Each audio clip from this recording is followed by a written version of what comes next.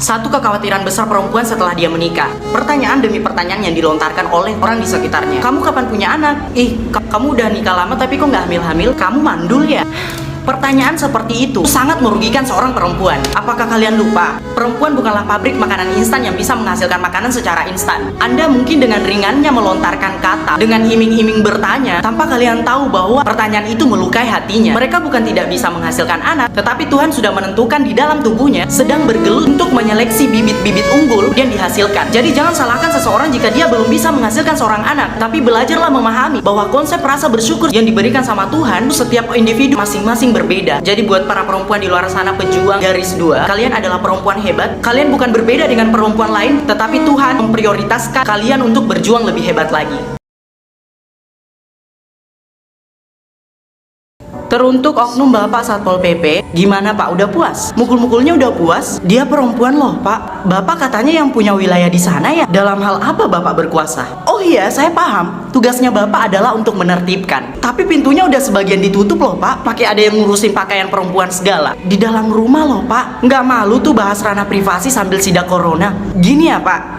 Kami tahu ini tugasnya Bapak, tapi ya nggak sewenang-wenangnya juga dong. Masyarakat lagi sensitif Pak, kami lagi sensitif.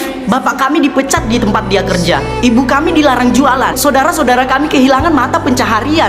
Ya kami mau cari makan gimana lagi? Prokes kami jalankan semuanya. Jadi kami mohon kalau bapak-bapak semua sidak, tolong dipikir dulu, ini benar-benar salah atau tidak. Masyarakat lagi sensitif Pak, kita semua lagi sensitif. Please jangan arogan.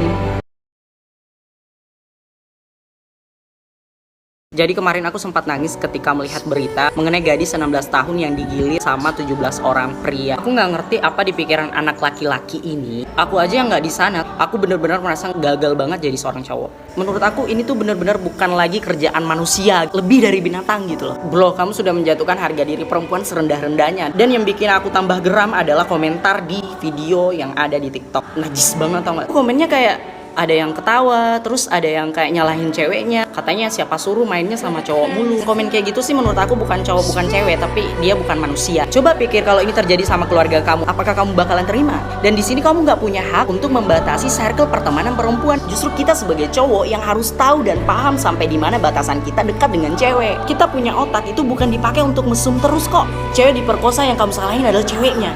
Otakmu di mana?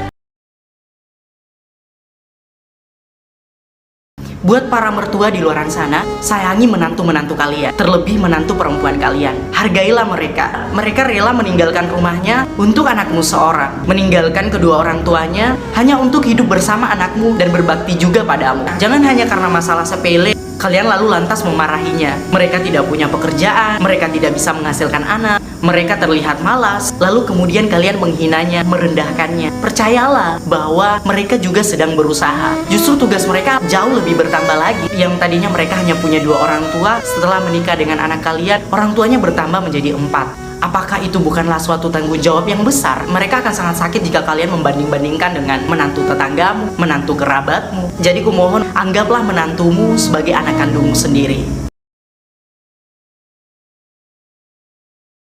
Ada beberapa laki-laki yang bertanya begini, kenapa perempuan itu suka sekali menangis? Jawabannya adalah karena perempuan itu terlalu kuat menahan sakit yang begitu lama. So, ketika laki-laki datang di hadapan perempuan dan melukainya, dan pada saat itu juga perempuan tersebut akan menahan rasa sakit itu. Nah, ketika perempuan tersebut bisa melampiaskan rasa sakit itu, maka yang sesungguhnya, yang sebetul-betulnya merasakan sakit itu adalah lelaki tersebut. Saya harus terpaksa banget untuk ngebahas ini lagi. Saya sangat kecewa setelah mendengar pemberitaan perceraian seorang public figure. Apapun alasan perceraiannya itu bukan urusan saya. Tetapi terlihat dari situasi dan fakta-fakta, saya melihat gambaran seorang lelaki yang bejat yang tidak tahu caranya menghargai perempuan. Kenapa saya bilang lelaki bejat? Satu fakta yang menurut saya sangat melukai hati saya. Sidang perceraian belum ketuk palu, tetapi lelaki sudah menggandeng seorang wanita dengan dalih tidak ada lagi rasa sayang sama istrinya. Terus istrinya ngechat dia dengan kata-kata sopan, cuman memperingatkan bahwa dia masih suami sahnya. Jadi jangan kotori pernikahan itu dengan menggandeng wanita lain. Terus responnya, jangan ganggu aku lagi. Aku sudah tidak sayang sama kamu. Terserah aku mau dekat sama siapa. Binatang sekali, serius. Tidak ada perasaannya. Binatang saja ada perasaannya. Saya tidak habis pikir lagi sama kamu. Semoga perempuan yang kamu dekati tidak kau kasih begitu lagi. Dan perempuan yang dekati kau itu lebih berpikir lagi 2 kali.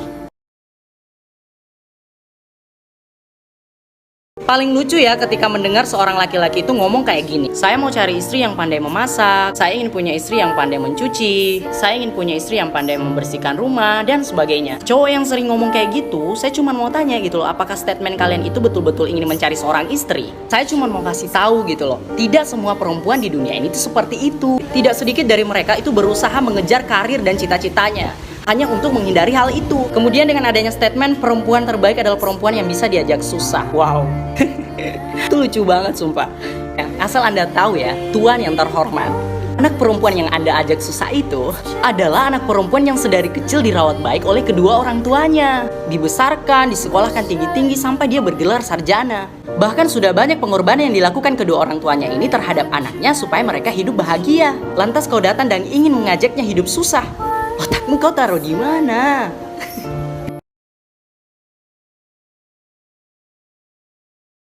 Diduga karena sakit hati, pria membunuh mantan kekasih. Kenapa beberapa laki-laki di luar sana tidak bisa menerima keberagaman situasi? Kalau memang sudah tidak cinta lagi, kenapa harus ingin memaksa hati? Bukankah kita perlu mengevaluasi diri untuk tahu mengapa kita tidak dicintai lagi? Tolonglah tahu diri, selalu berpikirnya mengkasari. Dikasih hati malah menjauhi. Jika seorang perempuan tidak bisa memberimu hati, lalu lantas Anda berpikir perempuan ini tidak berbudi. Nah, sekarang kalau begini susah untuk diperbaiki. Tapi Anda perlu ketahui bahwa perempuan tidak bisa diperlakukan begitu keji. Stop jadikan perempuan sebagai bahan kekerasan yang tak bernurani.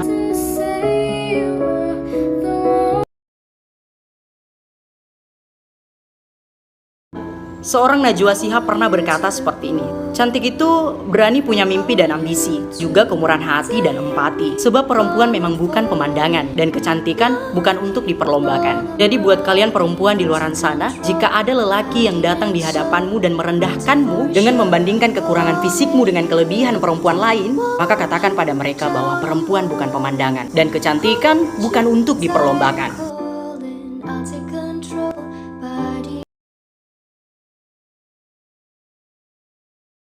Oke, ada viral lagi nih keranda terbang di Pulau Jawa. Teman-temanku semua, mistis itu memang ada tapi jangan mengada-ada. Saya ingin mengajak teman-teman untuk berpikir kritis bahwa jangan mudah percaya terhadap sesuatu yang belum tentu kebenarannya. Hal-hal seperti itu sih kayak bukan hanya terjadi zaman sekarang. Saya juga pernah dengar berita-berita seperti itu di kampung saya malah. Sampai sekarang saya belum pernah mendapatkan dengan mata kepala saya langsung. Jadi saya tipe kalau orang yang kalau belum menyaksikan secara langsung hal-hal seperti itu saya tidak akan percaya. Kita berpikir positif saja. Dengan adanya berita itu kita lebih dekat lagi dengan Tuhan. Kita diajarkan untuk senantiasa mengingat akan kematian, bahwa kita punya satu tempat yang dimana menjadi tempat kita untuk berada lebih dekat lagi dengan Tuhan. Pokoknya kayak berita-berita seperti itu sih menurut saya kita diajarkan untuk berpikir positif dan tentunya mengajarkan kita untuk melakukan hal-hal positif. Nah, seperti kali ini saya melakukan rutinitas saya, hal-hal yang positif menurut saya skincare untuk merawat kulit wajah saya.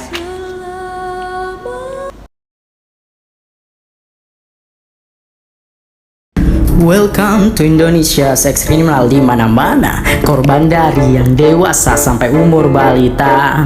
Pikirnya nafsu setan tiada hentinya. Tindakan hukum masih perlu ditambah. Welcome to Indonesia, perempuan dianggap lemah. Dia lupa lahir dari rahim ibunya. Dasar lemah. Masa lagi nih, dasar otak cabul perlu diperiksa.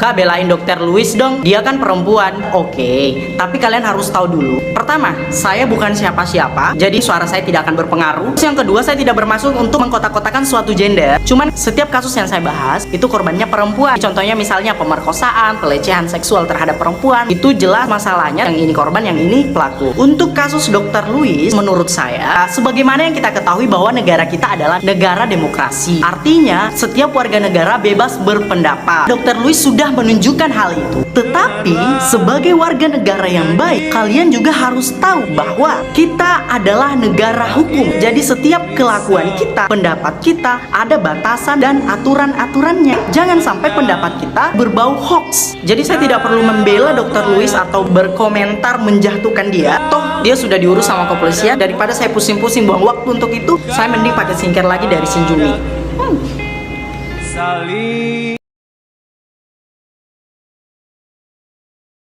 Kalian tahu nggak kenapa anak perempuan itu sangat dekat dengan ayahnya? Karena anak perempuan di luar sana tahu bahwa laki-laki yang betul-betul mencintainya, yang betul-betul menyayanginya adalah ayahnya. Dia tahu bahwa sebesar apapun permintaan darinya pasti akan dituruti dan diusahakan untuk dikabulkan oleh ayahnya. Aku pernah dapat sebuah kisah di mana seorang ayah menggendong anak perempuannya, dan anak perempuannya itu berkata, "Ayah, belikan aku balon itu. Harga balon per biji itu 20.000. Sedangkan uang yang dimiliki ayahnya waktu itu adalah 10.000. Kalian tahu apa yang dilakukan ayahnya untuk memenuhi permintaan anak perempuannya? Dia rela untuk meminjam 10.000 ke tukang balon. Orang tua kita rela berhutang hanya untuk memenuhi permintaan anaknya. Itu mungkin jadi alasan besar seorang anak perempuan mencintai ayahnya.